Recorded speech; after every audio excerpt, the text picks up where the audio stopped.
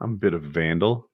You're a bit of a miscreant. You think? People have said so. Yeah. What's the most expensive thing you've vandalized, Woody, in your life? Did you ever tag anything? Did you ever scratch into anything? Even if it's just as simple as like you scratch your name into a desk or something. Did you ever properly vandalize something? Are you thinking of something, Kyle? Oh, I got some good ones. Yeah. I want to hear Kyle's. Why don't you take over while I think? All right. So I was in a certain state on a certain night, and the hotel had a big ass fountain out front. So we went to Walmart and got like a ton of Mr. Bubble, and we poured it into the fountain and destroyed the inner workings of the fountain. Like the motor filter system was ruined for thousands of dollars. But that night, it was really cool. There were so many bubbles. It looked like something from a movie. It made so much bubbles. And then another time when I was 17 or 18, maybe just had turned 18 on spring break or maybe a senior trip. Same difference, really, though. Me and my buddy threw a, that thing when you go to a hotel and they put your luggage on it, the bellhop pushes it. Yeah. Those are very heavy. So we threw that off like the 14th floor. And at the bottom, they had shit. It was one of those hotels that's shaped like the letter O, and so in the middle there's a hollow spot. So and there's you can all look down through the balconies and all the way to the bottom. And in the bottom of the O, there was like a courtyard with these concrete benches where people like a patio type thing. The thing hit that, and it all exploded. Like not with fireballs, but with just shrapnel flying everywhere. And so we destroyed the luggage cart and the concrete patio set down below. And I think they valued it at like $3,000 because my buddy, he took the full rap, and his dad drove all the way from Northeast Georgia to Panama City, Florida, and picked his ass up in the middle of the trip and drove him all the way back home without speaking a word to him, he said. How old are we talking here, by the way?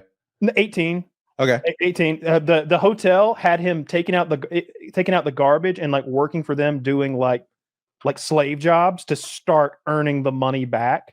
And so I just remember we were all, me and the two girls, like my girl and his girl, were going to get them tattoos. They were getting like one of them was getting like a dolphin on her ass or something, and he was taking the garbage out. He was like carrying big bags of garbage and like throwing them in the dumpster. And we were like, they got you taking the garbage out, huh? He's like, yeah, they're paying me $8 an hour. That goes against the money I owe. A year later, he was still paying that off because his parents wouldn't help him. He was just having to, I think they paid it, but then he owed them, and he was still like working that money off. Good Lord. Worst thing I ever vandalized. I was a dick and I feel bad about it, but I was 19 years old. I was on a swim trip. In my collegiate swim team would have winter training, and we'd go to where there's a 50-meter pool, which is a little more swimming to flip turn ratio, and get into good shape. Anyway, the hotel, we were on, 14th story, something like that. And the other people on the swim team were throwing cans of drinks, soda, beer, I'm not sure, into the pool. And at 14 stories, when it hit the pool, the can would break, and it made kind of an interesting effect and whatever. And I threw one like way up high in the air, as like high as I could, throwing and catching like a swimmer should. I missed the pool entirely, and it went past the pool and landed on somebody's car, like the trunk or something. And this is a can from great height. I'm sure it scratched it and possibly dented it. I don't know if the dent would pop back out. And everyone around me was like, bro, that's not cool. Like, yeah, it's even less cool with the way you guys are reacting. They did you no favors here. Yeah, they didn't cut me any slack on that, and that's actually how we got caught with the luggage rack thing, because like there was no way to know that we threw the luggage cart off, but except that the same night we had been throwing empty liquor bottles off our balcony down to the pool below. And they had just smashed everywhere down there. Oh no! So they were responding to that, and Boone took the rap. It was all good. We were talking about things we vandalized. We vandalized highest dollar amounts. I ruined a fountain at a Holiday Inn one time, and I also we filled it up with Mr. Bubble. And then I also well, that's not ruined. That's they can fix it. No, the next day at breakfast, like we got word it's ruined. Someone ruined the pump and filter system. Like it ruined it. Oh, they no. said there was I think we spoke to the workers who were fixing it. We were like, hey, what are you doing? What happened here? What happened? Like, you're all sudsy. They like shampoo hair. Like, what happened? What can it be? So I don't have anything anywhere near that expensive. I just asked the question. I thought it was going to be tiny little things. You guys fucking knocked it out of the park with that question. Yeah. I think like the most heinous thing that I did was at nighttime, we went back to our school, me and my buddies, and we cut the ball from all the tetherball poles because they're just fucking being assholes. Yeah. But the only one where I'm like, oh, we caused damage is there was a portion in like the neighborhood that we lived in. We lived in this enclosed, like subsidized housing. And there was this woman that was growing tomatoes. So we would hop her fence and we would steal like a bunch of tomatoes already, dickhead move number one. Yeah. Yep. But then we would use those tomatoes to like huck them at cars that were driving by.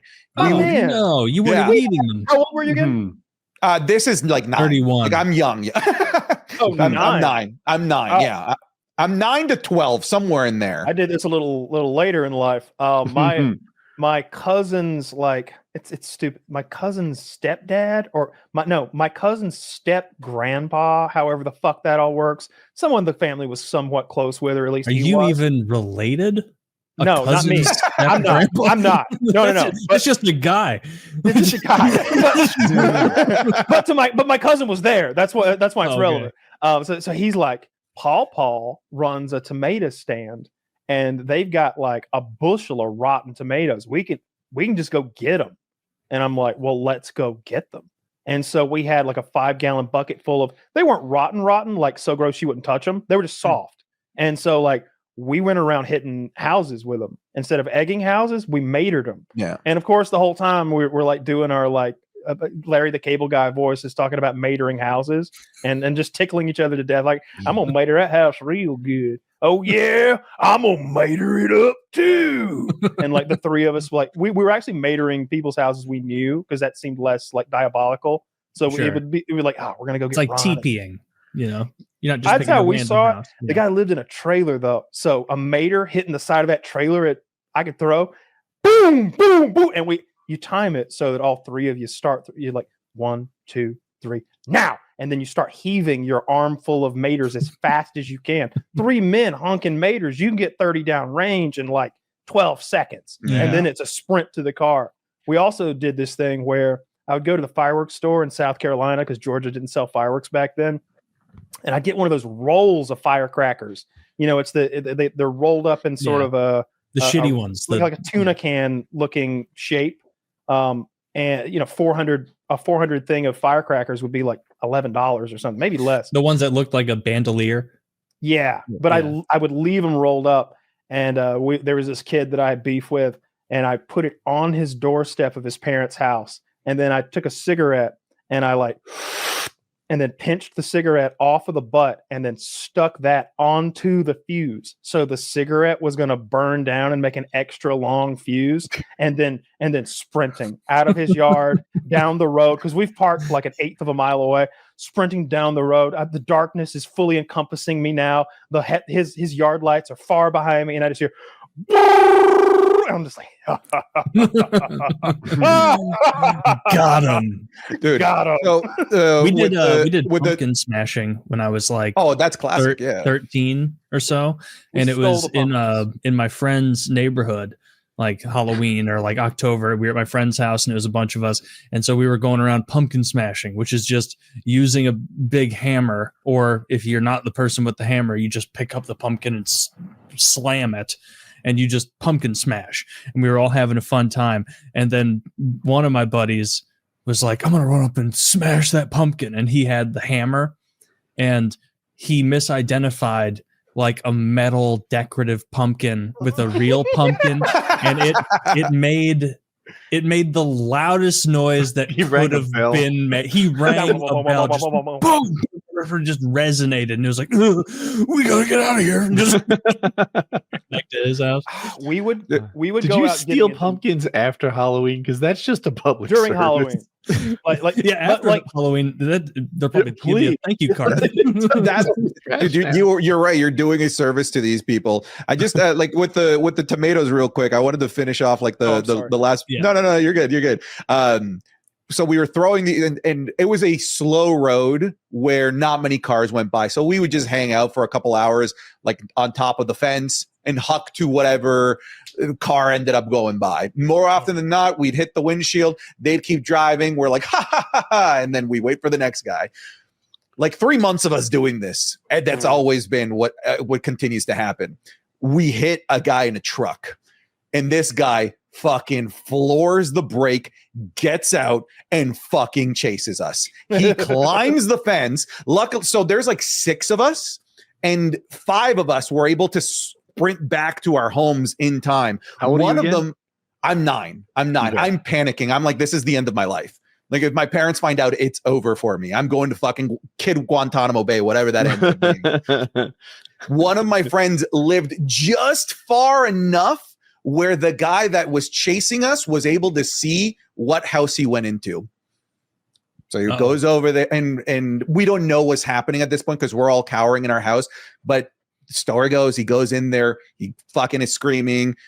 Our friend cops up to everything. He took the entire blame. And he doesn't rat us out, doesn't rat out a single person. Cool guy. Like 12 years went by and we were still giving this kid props for it. Like, dude, we're not really friends anymore, but I still remember when you didn't rat all of us out. You were the only one who got in trouble because of this dude that went fucking roid rage on us and started chasing us because of the tomatoes. That's a good friend.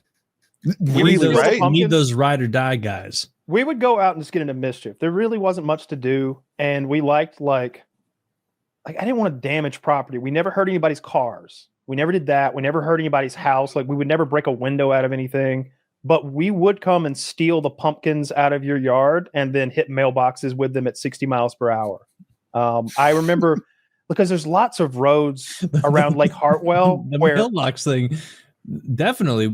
There's no way a mailbox isn't destroyed after a 60-mile-an-hour pumpkin. Well, I destroyed more mailboxes than you would believe. We kept count for a long time, but the number has to be approaching 1,000 mailboxes. Like it has to be. How many people lived in your area? Like 65. So you were just statute of limitations. Statute of limitations. But what we would do is we would go out with this in mind. Like this was a game we played. Like we're going out getting some tonight, and we would go get our rocks.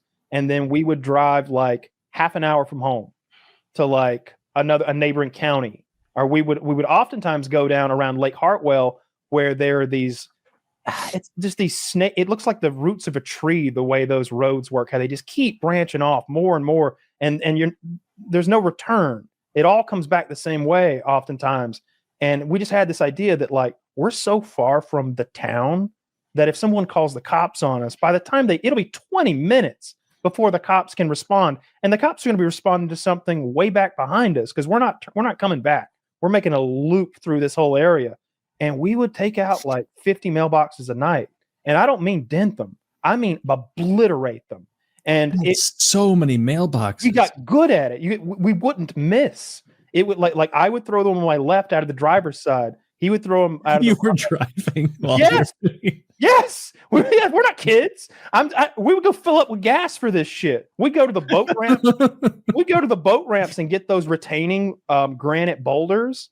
And they're about the size of a small watermelon, maybe a little smaller, somewhere between that and a cantaloupe, I guess. And we would fill my floorboard up with them till our knees were like up high, like we're standing on rocks and like, I mean, you hit one of you'd have been so busted if the cops pulled you over.